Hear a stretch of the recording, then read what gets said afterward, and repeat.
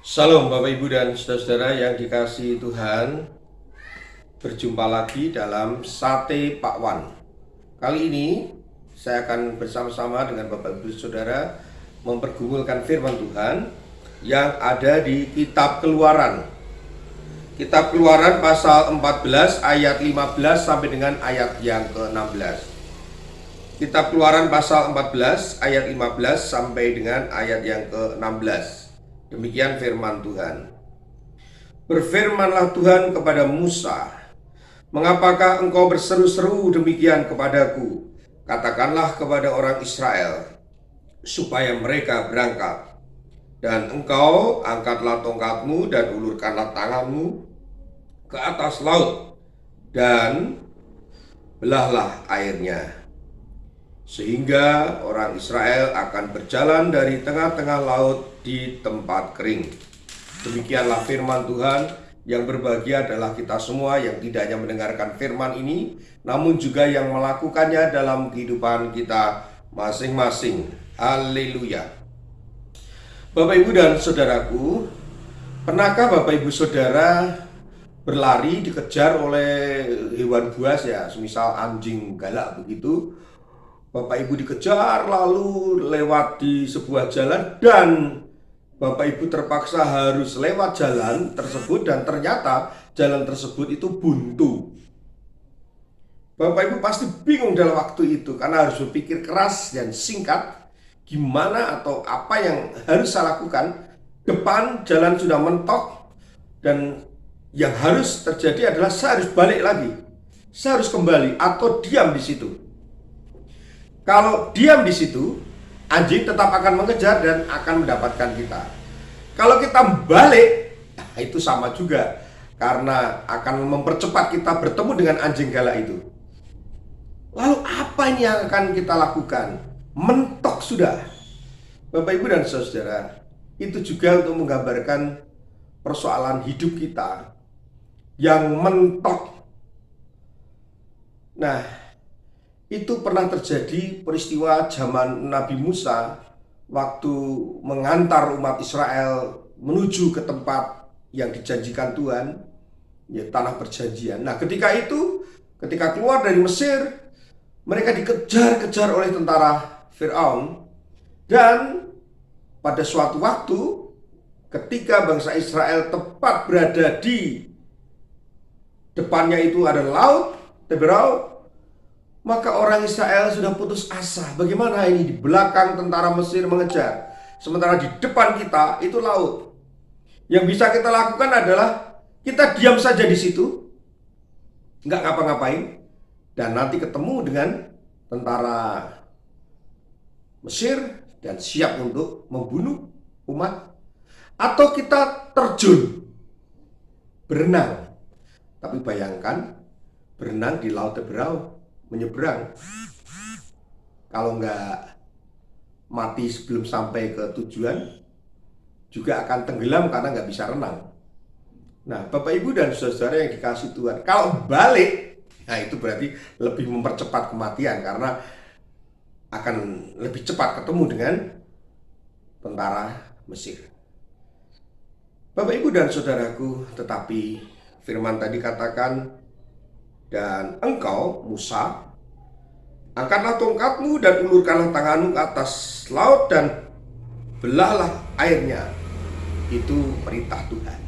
Ketika mentok, air laut terbelah. Ada jalan keluar, ada solusi, akhirnya bisa lewat. Bapak Ibu Saudara, jalan mentok itu pernah terjadi dalam kehidupan kita.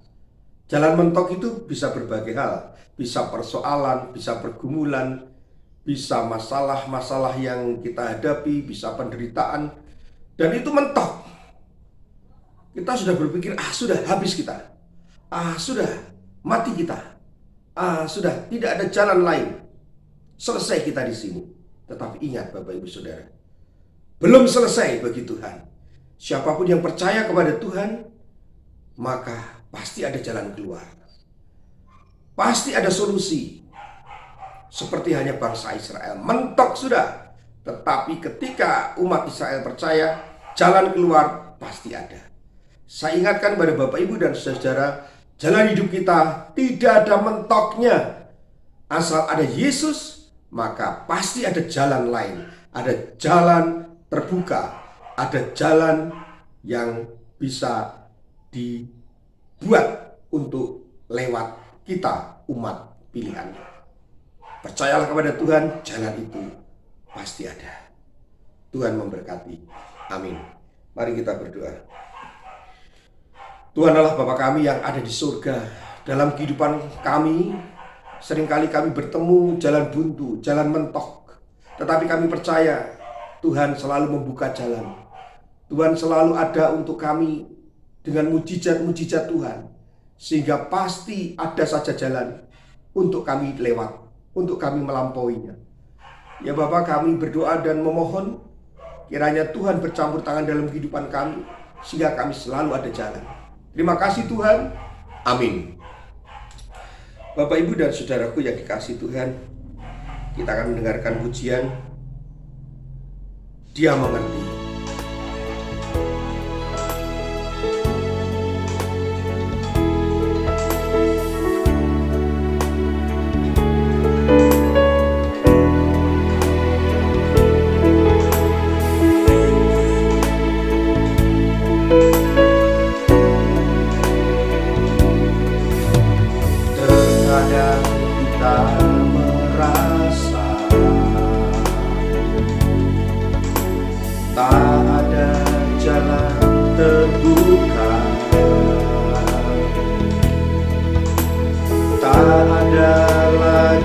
Waktu terlambat sudah.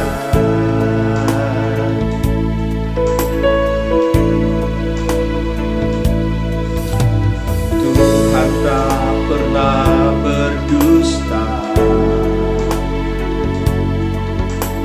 Dia selalu pegang janjinya. Bagi orang percaya, mujizat nyata.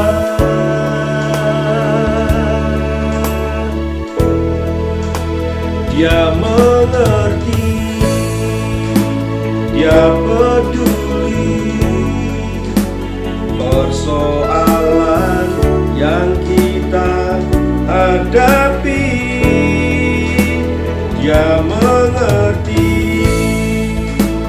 Dia peduli persoalan yang kita alami. Namun satu yang Dia minta, agar kita percaya sampai mujizat menjadi nyata.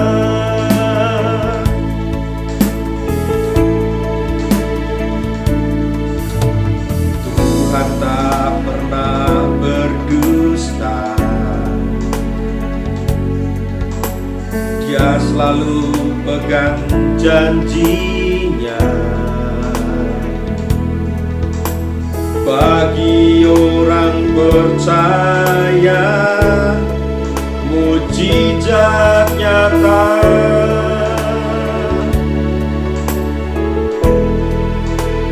Dia mengerti, Dia peduli persoalan yang sedang terjadi. Dia mengerti, Dia peduli persoalan yang kita alami. Namun satu yang Dia minta, agar kita percaya mujizat menjadi nyata.